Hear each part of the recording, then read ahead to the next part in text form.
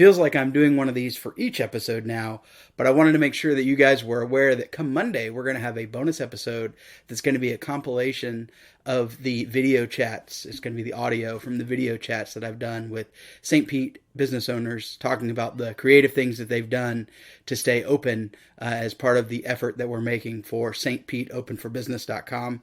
If you are a St. Pete business owner and you'd like to be added to the listing, or you would like to have one of these video chats, which are also featured on our YouTube page, please do reach out at stpeteopenforbusiness.com/open. Thanks a bunch. Enjoy the show. I won't be defined by your dreams, committed to my goals, yeah. Gotta do my own thing, keep up the hustling. I won't be defined by your dreams, committed to my goals, yeah. Gotta do my own thing, keep up the hustling. Hi, welcome to Hustleburg. This podcast is all about small business in St. Petersburg, Florida, how the business owners got started, how they built their business, and how they serve our community. I'm Brett Bittner, and I'm the host of Hustleburg, and I started Beyond Your Side Hustle, a marketing firm where we help budding entrepreneurs go beyond their side hustles and ditch their 9-to-5s. As the founder of a small business here in St. Pete myself, I love meeting and talking with fellow small business owners. Lucky for you, I also like to record those conversations for you to listen to. If you find anything of value in this episode, I encourage you to subscribe to the podcast, because there are probably more nuggets in other episodes, both past and upcoming. It would also be great if you rate and review the episode to let us know what you got out of the conversation. If you have a question about marketing, building your brand, or operating your small business that you'd like to have answered on a Q&A episode, please visit beyondyoursidehustle.com/podcast question to submit it. In this episode, I have the opportunity to speak with Elena Elwart from Sit Means Sit St. Petersburg. Thank you so much for having me. Oh, glad to have you. And we have a special guest, Junior, who, if you saw some of the stuff that we did prior to the episode, you're going to see him featured as well. So, Elena, why dog behavior? It's actually a very personal story for me. So I started out owning my first ever dog as a gift to myself coming back from deployment. I'm a veteran, and it was my, hey, you're doing great, you're making some good money, now you're going to have to occupy your time with something else. So I got Grace, and I tried 2 different training programs that didn't work. She's a very alpha dog. Which I did not understand at all. Usually people have no idea what you're talking about when you say something like alpha. Yes. So alpha dogs, just to give you an idea, they want what they want when they want it, and they will find every loophole possible to get their way. And when you have a tiny little dog that's about 6 pounds on half an acre of land trying to get them to go inside, it gets very frustrating. Oh, yes. So I found Sit Means Sit, and they had actually been a successful business prior to joining Sit Means Sit, which is a franchise. And when I was a client, my trainer was also a veteran. So he was able to kind of see some of the behaviors that Grace was doing that is not typical of dogs. And she ended up becoming my service dog. Totally unplanned. But because of that, I kind of dove into the whole realm of how dogs help people, how people's psyche as well as physical body can be benefited from just touching a dog. And then I saw the difference between myself in when I interact with my dog and when I interact with people. And it was totally different. Sure. So Grace really kind of started the path for me, and 3 months in, my trainer said, hey, why don't you open a franchise since you're getting medically chaptered out of the Army? And I said, I don't know a thing about training. So I spent 8 months internship with him. So while I was still full-time, I did part-time with them. Then I became a trainer with them because I was taking longer to get out of the Army than anticipated. Okay. And then after working with them, I finally moved to St. Petersburg and got my certificate as a franchise owner and e-collar trainer, and then opened up my business come April of 2012. So a lot of the folks that we've talked to haven't been franchise owners. Tell me what that looks like in the Sit Means Sit world. When we spoke with Peter Yeager, I believe that was episode 7 of Tampa Tread Connection, he was our first franchisee. What does that mean in the Sit Means Sit world?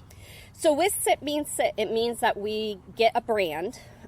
We also have continuing education. So a lot of trainers, once they graduate from a class, they think they know everything. And that really makes them stagnant in the dog world because dogs evolve, training evolves, everything needs to be continued to keep updated. So with Sit Means Sit, we have both like the business owner aspect of it for continuing education as well as the training aspect of it as continuing education. So we have both opportunities each year for us to go to and attend. They also have the branding. They help us with non-competes and contracts with clients. We're also able to reach out to other franchise owners and trainers. And if we don't know how to fix something, we can ask for their opinion, what worked for them, and different strategies that we haven't tried yet or haven't thought of trying yet. So here in St. Petersburg, who is it that you're working with the most? What kind of dog, what kind of people come to Sit Means Sit generally? I actually train just about any dog out there. Okay. My biggest clients right now is dogs that are struggling with behavioral issues that people call aggression, but it's really just a reactivity out of fear. And then I also have people that want their dog to become a therapy dog. And I had started the Florida chapter of the Go Team Therapy Airport and Crisis Dogs. So I train a lot of dogs to be able to go through that as well. Okay, so who's your ideal client?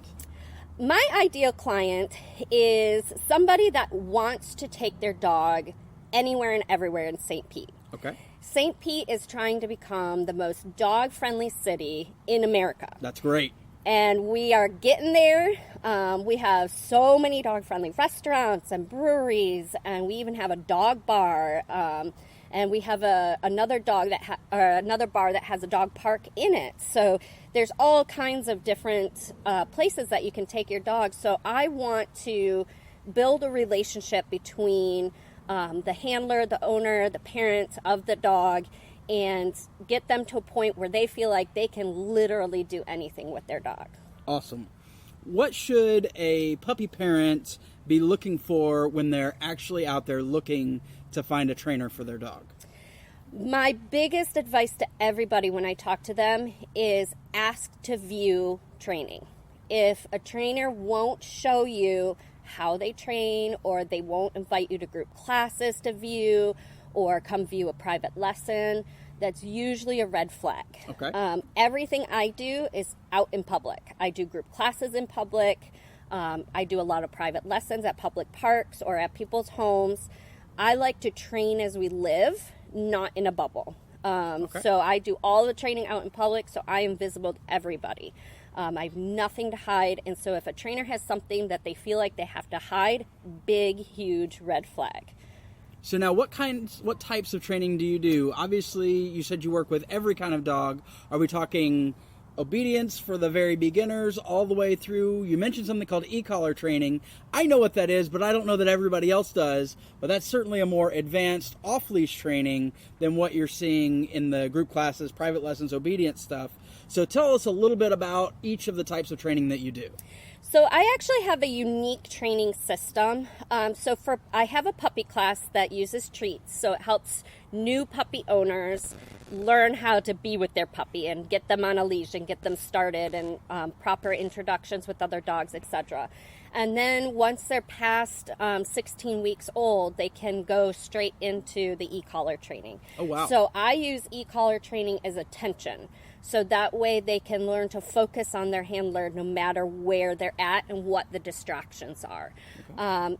Even though the dogs are young, we still want them to know proper boundaries, what's expected of them in different situations. So we actually teach the dog how to act in each situation instead of just teaching them sit, stay, walk in a circle, and then become buddies with everybody in class. Right. Our group class is actually our maintenance program, so it is not your typical class. We do very advanced things. We do lots of food refusal, advanced distraction work, distance work, off-leash work, hand signals, directionals, whistle commands, and fun games as well. Wow, that's a lot. Yes.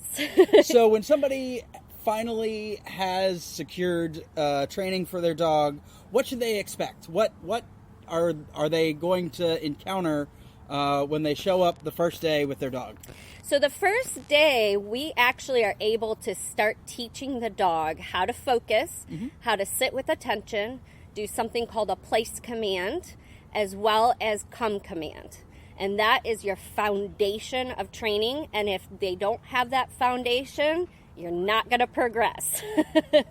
So we really make sure that our clients understand the importance of those commands, and then we use that as our building blocks. And each client is very individual. I do a free consultation because I don't train each dog exactly the same as other dogs, because each dog has their own personality, their own way of communicating, their own needs. And so it has to be very individualized, especially when different families want different things from their dogs. Right. Like one family may want to go camping with their dog, whereas another family just wants a great dog to go running with. Have you ever encountered an untrainable dog? Twice. Okay. And they had medical conditions. Okay. Usually it's not a behavioral thing. No. It's usually medical. So Yes. what was it that made them untrainable? One had cancer, Okay. and one had a brain tumor. Okay, that would definitely do it. Yes.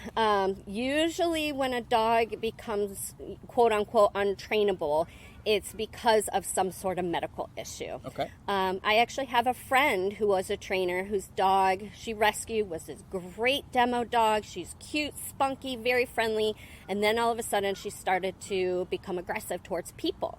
She couldn't understand it. She did lots of training. She's a trainer, so she knows what she's doing. She Right. reached out to everyone, took her dog into the vet. The dog had brain cancer. So it's always a reason why a dog is behaving a certain way, and behaviors are always manageable, but you can't change a dog's DNA. So I always tell people, like, if your dog does not like other dogs, it's okay. I don't like other people all the time. Right. And that's okay. Yeah. What's something that most families don't know about their dog? Oh, that's a good one. Usually they don't know about the proper form of communication. So everybody thinks that dogs just automatically understand when you tell them sit that it means put their butt on the ground. Right. And that's not true. They have to learn the motion first and then apply the word to it. So I tell clients you could use Googleash as their sit command, Yeah. and it would mean the exact same thing. I actually have a client who says that her next dog in a few years, she wants to teach the sit as a down, and a down as a sit, and a come as a stay. Oh, wow. And she has 2 other dogs. Oh, boy, that's going to be confusing. So, Okay. yes, it will be confusing, but it just shows that you can use any word for the motion that the dog does. It's just being consistent with the exact same word and having it small, not a huge long sentence like, why are you barking so much? I just don't understand. Right. They don't understand English. No, they They're don't. getting maybe 60 words if they're really, really smart. So Yes. I totally get that. So what is it that you're doing now, switching a little more to the business side of things, to keep a full calendar? Well, I've actually, for 2 years, I didn't do any advertising because I've had so many referrals. Okay. It's just me. I'm the business owner and the trainer, so my calendar has always stayed very busy. You're a solopreneur. I love it. Yes. But now I have added in some Google AdWords. Okay. I used to do a lot of events, but I just don't have the time for it anymore. Right. It's very time consuming. But for new business owners, best way ever to make networks, get involved in the community, get your name out into the community. I did a lot of rescue events. I did home shows, races, all all kinds of festivals, anything and everything that could get my name out there. Awesome. What is it right now that you would like to do better or more of in that same realm that you think that could really bring you some business? I actually think I found the sweet spot. Okay. I'm almost 8 years into my business. Yeah. So I have dabbled in just about everything in terms of advertising. I don't want to be one of those people that works 60 hours a week. Right. Because I love my dogs and I want to do stuff with them. Yeah, of course. So I limit how many clients I actually take in. Okay. And right now with the influx from the Google AdWords, I can't do anything more or I'm going to be too overwhelmed. I understand. What is it that you're watching or reading or listening to that's helping you keep up with the latest in dog behavior and or helping you grow your business so that you're not necessarily always working in it, but you're working on it? Yeah, working on it instead of in it is always the hardest, I feel like, for business owners because we're very particular. We want things... No one does it as well as we do. No, it's our business.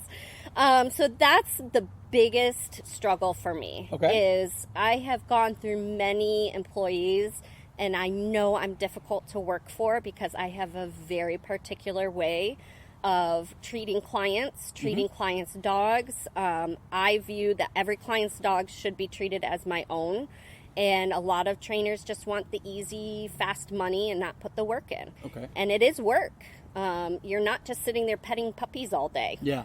You have to walk them and potty them and feed them if they're staying with you and make sure they're groomed properly. And on top of that, work on the obedience that they came to you for. Sure. So there's a whole nother level to it that a lot of people just don't understand. They think dog training, get to hang out with dogs all day. Right. Well, you're on your feet a lot. Yeah. You're at parks a lot. You're outdoors a lot, all kinds of weather. And so you have to keep an eye on the weather, things that you normally wouldn't have to worry about. You're worrying about, is it too hot?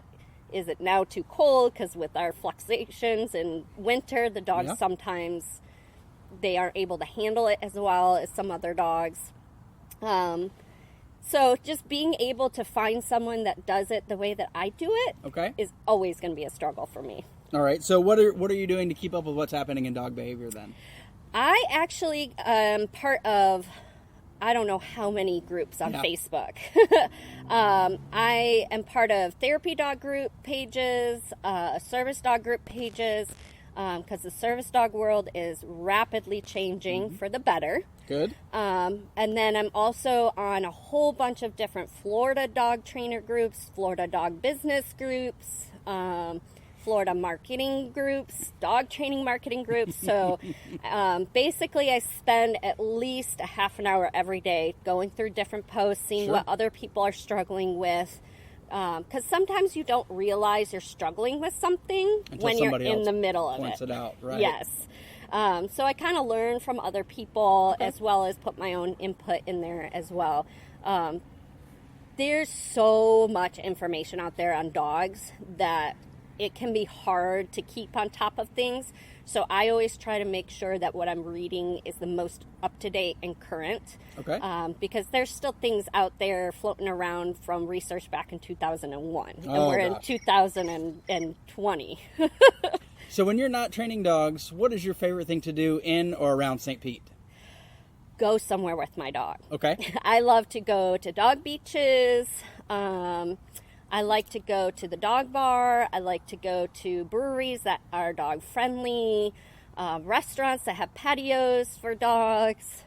Everywhere I go, pretty much, I bring a dog with me. So looking forward through the rest of 2020, are there any big events that you know that you will be going to? I know you're cutting back on some of those because you got all of the value you needed out of them. Is there anything where we're going to run into you? I actually have my group class come to the SPCA walk, the 3K walk that they have. I use that as a really big distraction. There's hundreds, if not thousands of dogs that come to those walks. And then there's also the service dog group in Sarasota. Okay. And Southeastern Guide Dogs. Yeah. Yes, them. They also put a walk on. Okay. That I do as a group class as well. So you can, if there's a dog walk of some sort, you can most likely find me there with a group of people. All right, Elena, we're at the end. Where can people find out more about Sit Means Sit here in St. Pete? Websites, social media, phone number, whatever you want to give where people can connect with you. Sure, I have all of it. Okay, fantastic. My website is stpetersburg.sitmeansit.com. And on Facebook, I'm Sit Means Sit Dog Training St. Petersburg. You can also call me at 727-537-9721. All right, anything beyond Facebook, social media-wise? I am on, what is it? What's the new one? Which one? Are you talking about TikTok? Or are you talking about Instagram, Snapchat? Instagram. Yes. Awesome. I'm not very tech savvy. Okay, that's fine. So I'm on Instagram. Yeah. I don't know if everything posts the way it's supposed to. Yeah. But I am on there as well under Sit Means Sit St. Petersburg. Awesome. Elena, it was fabulous talking with you. It was great meeting Junior. He did a great job here. We've had plenty of distractions as we recorded outside in Abercrombie Park. Thanks so much for coming on. Thank you so much for having me. Hey, you did it. You've just listened to Hustleburg. To thank you for listening, we have a free guide to help you get started marketing your business online, aptly named our Getting Started Guide, available at beyondyoursidehustle.com/gettheguide. See how to begin with the first 3 things you should be doing for your business. Speaking of businesses, if you're a small business owner in St. Pete and you'd like to be a guest on an episode of the podcast, please let us know at beyondyoursidehustle.com/podcastguest. If you got something of value from this episode, please take a moment to subscribe, rate, and review on your favorite podcast app. This is something small that you can do to help us shine the spotlight on all the great businesses St. Pete has to offer. The music in this episode is Defining Your Dreams by my friend Rhymer Educator. You can listen to his latest single, The Last One, on Spotify, iTunes, or wherever you listen to great music. Thanks so much for listening, and we look forward to sharing with you how we do business in the Burg.